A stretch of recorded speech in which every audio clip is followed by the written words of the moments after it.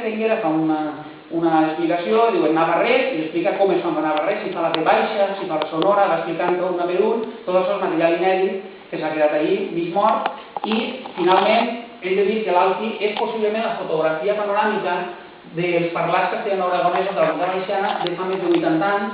La base castellano-aragonesa ha tingut efectivament un contacte de famílies valencianes, jo estic convençut que hi havia també molt de contacte de valencians, de que insistir, la meva família, ara m'estava comentant que el meu avi em deia que era uno de la granja i uno de l'Enguera, perquè estava l'Enguero granger. Hi ha moltes expressions que he vist en els llibres de... Ara suposo que disfrutaré moltíssim llegint el llibre de Matías, perquè veuré paraules de la granja, meues paraules. Esperem que l'Ajuntament de la comarca, o qui siga, s'animen a traure una beca que paguen a un jove i estudie, recopile els materials moribuns o latents, jo crec que són latents, saben que és això que està en el cap, però si no te'l trauen amb les formes d'extraterrestres. Esperem que des de la comunitat visca i no voldria acabar sense comparar una costera de Bella amb el mateix.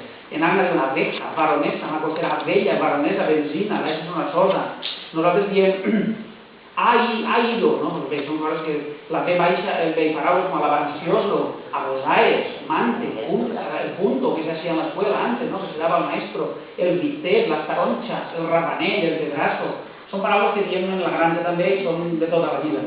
Per acabar, els de l'Alpi transcrivien també les formes de com feien els animals i deien, modo de llamar a l'oveja, i veiem-ho molt bé, però els símbols fonètics és una R, modo de llamar a la cabra, rrr.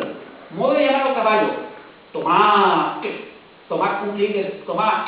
Clar, això fonèticament és impossible transcriure. Hi ha un símbol, no existe un símbol que diga quan fica un gat, troba un pero.